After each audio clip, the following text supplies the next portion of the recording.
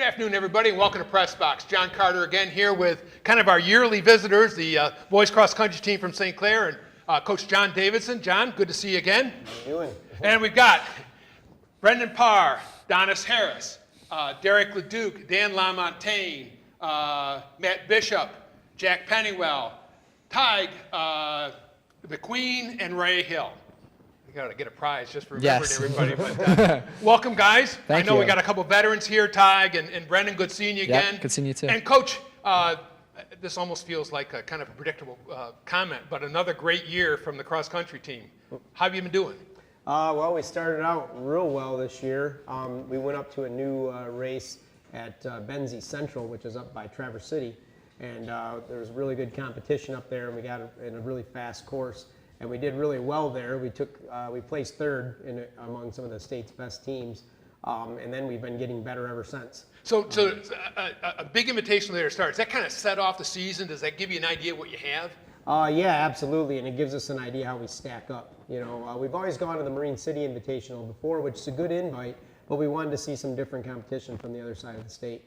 And so we went up there because Grand Rapids Christian was there, and Linden was there, and there were some other good teams there, and so we in Spring Lake. So we anyway, we went up there to see them, and it was a really beautiful area and nice course, and we had some really fast times, and we've been getting faster ever since. How do you figure out which ones to go to, which invitationals to go to? Do you have an idea who the better teams are around? Oh, absolutely. I mean, as long as we've been, we've been ranked pretty high since the year 2000, really. And so, we keep track of the other teams that are going to be good that year, and so we try to seek out where they're at, and so we can run against them. So tell me a little bit about the Mac White and what you've done so far there. The Mac White is we're pretty dominant in the Mac White. We've won all the jamborees so far, and we have the Mac Championship will come up in 2 weeks, and we expect to win the Mac White for sure. But the good thing about cross country is we get to run against all the MAC schools in the same race. And so Grosse Pointe North is a pretty good team, and so we'll be looking forward to racing against them. There's no official score against them, but of course, we'll know who's, we'll keep scoring. Give you an idea of who's. So you've got kind of a very experienced team this year. Does that make any difference to you as a coach, how you approach it? Oh, no question. When you have 6 seniors, and all 6 of them have been in the top 7 somewhere at one point in the season, it gives you, it gives me a lot of leeway as a coach.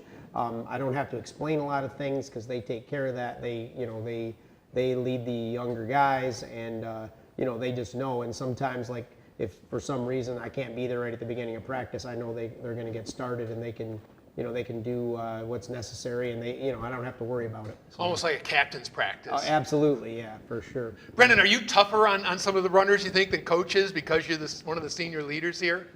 I wouldn't say I'm tougher than Coach. Coach is pretty tough, but I'm definitely, I try to keep people in check. So one of the big things for you this year personally is you retired at the end of last year, and got to wonder, what's the difference for you was not being in the building all the time versus when you were there as a teacher as well as a coach? It is a little bit harder because I don't see them all the time, but obviously with social media and texting and things like that, we certainly keep in touch, and I see them, Monday, Wednesday, and Friday I still see them twice a day. So, but it's been a little different because we don't have a place to meet, this year. I don't have a classroom, and so I can't hunt them down during the day if I have something to tell them, so I have to text them or whatever. But it's been a little bit of a challenge with my new job, trying to coach still. But I've been making it work pretty good, and like having all the seniors on the team certainly helps. Sure. So from the standpoint of work, just give everybody a little bit of idea. How much does your team put in on a weekly basis, mileage and practicing and so on? Because it's amazing, I think. Oh, well, a lot of people think that high schoolers can't put in big miles, but they can. We've been doing it since the year 2000, and we run anywhere between 60 and 70 miles a week. 3 days a week, we run twice a day. They run Saturday and Sunday. There's no days off during the season. And so there's no secret to being good at cross country. It's just you have to put in the work. Yeah. And that's what they do. And eventually they figure out that all that running is sometimes not fun. It's a lot of work in any kind of weather or whatever. But they find out real quick that winning is fun. And so, and so if you want to win, you have to work hard. Well, besides the obvious one of experience, what is the real strength of this team, do you think? Well, the real strength is that they're willing to put the work in. They're willing to do what's necessary to be great. And a lot of people aren't. Everybody wants to be great, but it's not easy. And so there's a good culture on this team that they all want to work hard and they want to do what's necessary to be. All right, well, let me talk to some of the runners here, and a really good group, guys. I'm glad you all could make it. Brendon, we'll start with you. You've been here a couple of times. Yeah. I'm always interested in asking the seniors, what's the big difference between when you started out in the program as a freshman and where you are today as a senior? There's a huge difference. Two big things would be toughness and confidence. So when I started out, I wasn't necessarily tough at all. I'd just get out there, I'd run my workouts, but I wasn't putting forth necessarily the effort that I do today. I'd let those monsters or demons in my head get to me, and I'd slow down and I'd want to take it easier. As a senior, even as you get older, like sophomore to junior, you start to be able to battle it more and handle it more mentally. And then confidence also. As a freshman, I was not very confident in what my abilities and what I could do. Even last year a little bit I wasn't, but now as a senior, you have the confidence I can do this. I belong in the front of the pack, and it helps a ton. Yeah, sometimes if you think you're good, it makes you good, right? Exactly. Donna, same question for you. What's changed for you over the last couple of years? The difference is starting, you look up to the older kids, and they're the mentors, and then now looking back, you're faster than them. Does that give a certain satisfaction that you can actually pass them up then? Yeah. Derek, how about you? What's been the big change for you from the last couple of years? It's just gotten harder, I think. Workouts, they've gotten faster, and I've gotten faster, so it just makes everything progressively harder. And Dan, when you run, do you pick out someone you want to be with and to try to stay with, or are you just kind of running out as fast as you can and just hoping to hang on? No, I try to find a guy who was always faster than me and stay with him as long as I can, and then try to beat him at the end. Yeah. At And tag. do you know that ahead of time? Does coach tell you who the person is you should Yeah, stay he with? usually tells us. Or from practice, our own team. Yeah. So you kind of stay with one of the guys you Yeah. know runs a little faster than you, then you try to take him at the end? Yeah. So is your strength, are you a good sprinter? No, I try to take him in the second mile. So tell us, what does that mean? What do you mean by that? I wait until the second mile, I get on the shoulder, and then the last mile, I just pick it up. And then, because I do not have a kick, so I have to get ahead of him before. You have to wear him down. Yeah. Okay. Matt, what about you? What's your strategy in a race? To be honest, my strategy is just lay it all out on the line. So, again, does that mean you just run as fast as you can, as hard as you can, or you have a great kick? I have a great kick, I think, but I run as fast as I can at all times. Okay. Ty, you've been here a couple times now. From your perspective as a senior, what do you think is one of the strengths of this team? Like Coach said, we definitely have a lot of seniors, and that makes it a lot easier for us to get our stuff together whenever we go to a meet, because we all know what we're doing, and it definitely makes it easy for us to pull it together as a team. So what are your strengths, do you think, as a cross-country runner? I'm usually pretty consistent. I've been staying around 4 and 5 for the season as far as our top 7 go, and I'm one of the captains, so I'm just kind of like a sheepdog kind of thing. Keep them together, keep the pack together. Exactly. Jack, you're a freshman this year. What's been the biggest difference joining a team like this? It's kind of cool how you have so many people to look up to and how much hard work they put in and it's now paying off for them. So that's pretty motivating to work hard now, and it'll all pay off eventually. So when you started, I thought Brendon made an interesting point, was when he started as a younger runner, he didn't think he should be near the front of the pack, didn't have that confidence. How about you, from the beginning of the season now to most of the way through the regular season? How's that confidence thing work for you? It's really just try to stay with a certain person throughout the races, because if you train as hard as them, then you'll run as hard as them in the races. So that's kind of my confidence for it. And Ray, some of the same questions for you. How's it been coming into this program? Great, because when I was in middle school, I've always wanted to run for Mr. Davidson, and I actually talked to him, and he was the one who convinced me to come run for him. And all of my brothers have done it, and they have told me great things about him, and he's just been a great inspiration to me and the program. So what do you get that satisfies you? What's the satisfaction that you get out of cross country?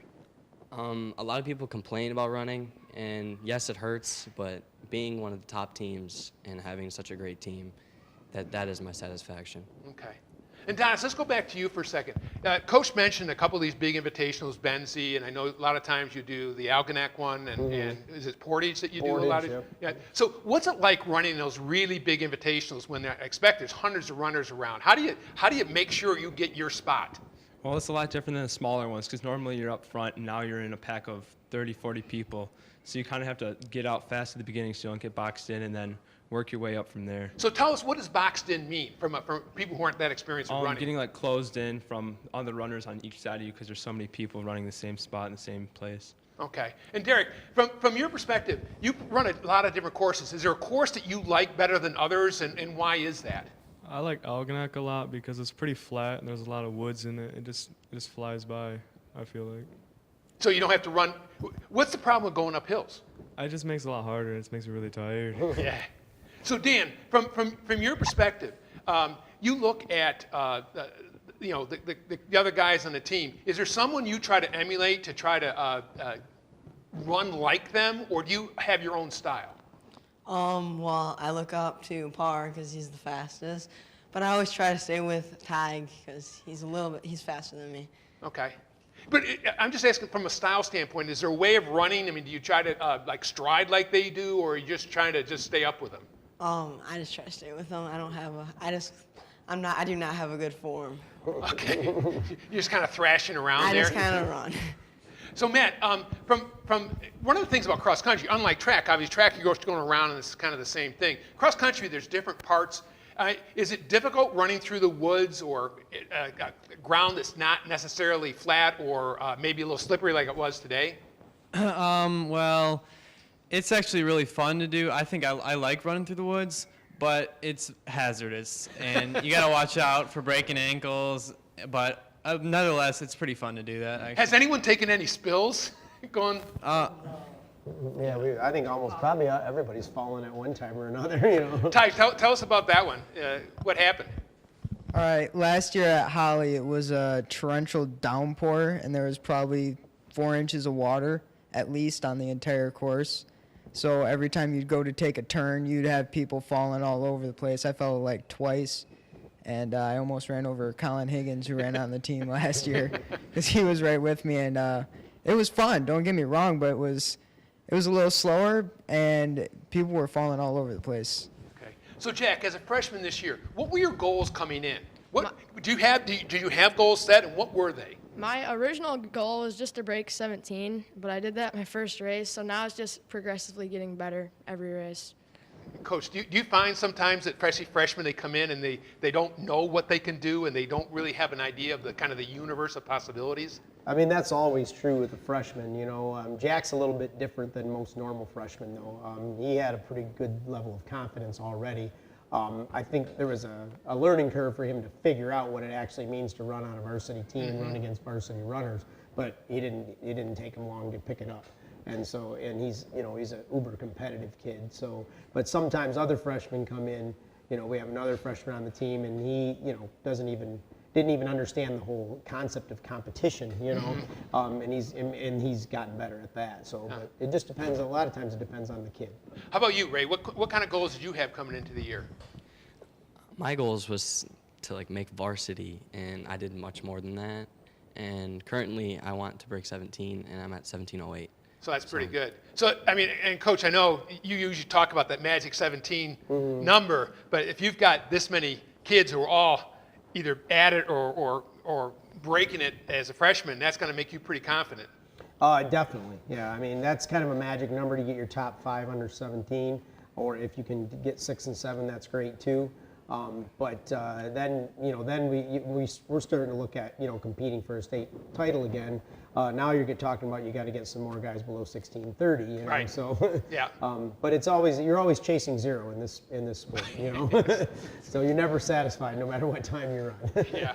So Brendon, and Coach mentioned chasing that state title, but you're one of the kids chasing an individual title, correct?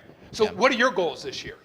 My goals individually, I want to be in the top 10 in the state, which I am ranked So right now. translate that to time. What would that mean, do you think? Time, Currently, I run a 15:47, so anywhere in the 15:40s or 30s is where I'm aiming for. So maybe just translate that. I know people think in terms of miles. Yeah. So what is that on a mile standpoint? So per mile, that is like almost like a 5 flat per mile. Okay. So that's faster than most people can That run a is mile by a lot. very And then fast. doing it for For 3.1 miles. 3.1 miles, which Yes. is even more amazing. Yep.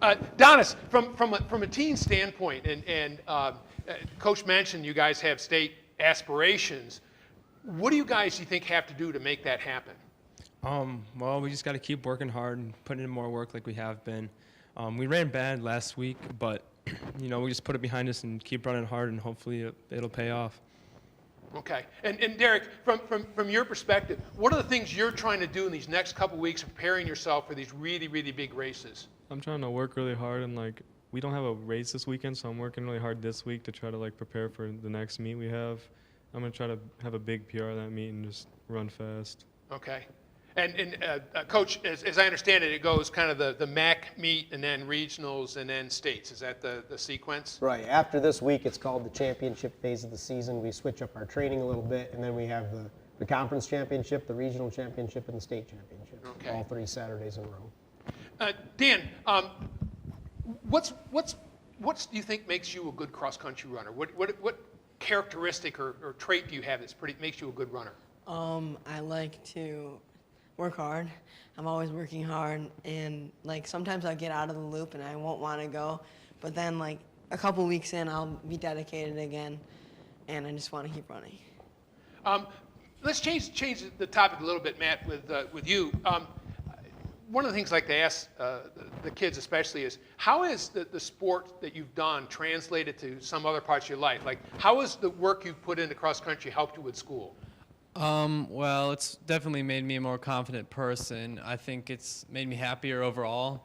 And, I used to be kind of quiet, but now I'm just I'm goofy, and the whole team's really, making me a better person, So I got to thank John for that. No, that's terrific. Ty, what about you? How's cross-country helped you? It's kind of taught me that I'm able to put in the work to do something really good, because whenever I started off as a freshman, I was really bad. And so if I can go from that to where I am now, then I can apply that to the rest of my life and pretty much realize I can do anything as long as I try for it. Okay. Donis, what about you? How do you juggle? I mean, Coach mentioned you have, 8 practices or 9 practices a week? Yeah, 10. 10. 10, yeah. How do you manage the time necessary for cross-country practices aren't short? How do you manage that and keep up with the schoolwork and everything else you have to do? Well, you just gotta manage your time wisely and get everything done when it's due. Make sure you're eligible. Okay. All right. And Brendon, we mentioned before, it's a little different for you this year, and I know a couple, I think Dan mentioned, and maybe a couple others mentioned, they'd like to pick somebody out faster than them and stay with them. Correct. You're kind of the guy people are staying with now. How do you do it in a race then? Yeah, it's definitely a change this year. It's weird because I'd always, last year I had Josh Williams and we'd always fight each other, but this year I'm out alone, so I just have to push myself, and I've got my watch on me. I mean, that kind of helps a little bit too, but it's just kind of what Matt talked about, just pushing yourself to the edge, constantly. Do you like having that kind of bullseye in your back and making people kind of eat your dust to a certain extent? I do. To a certain extent, I do. All right. These guys know it. Well, and it's got to now, from a strategy standpoint, how does that change the way you approach a race? Approaching a race, if it's a race that there's not a bunch of competition in, like some of the local ones that we do, even Coach he'll tell me, hey, don't go out in the beginning and just go crazy. Wait a little bit. So at the last Marysville invite, I waited 2 miles before I decided to take off.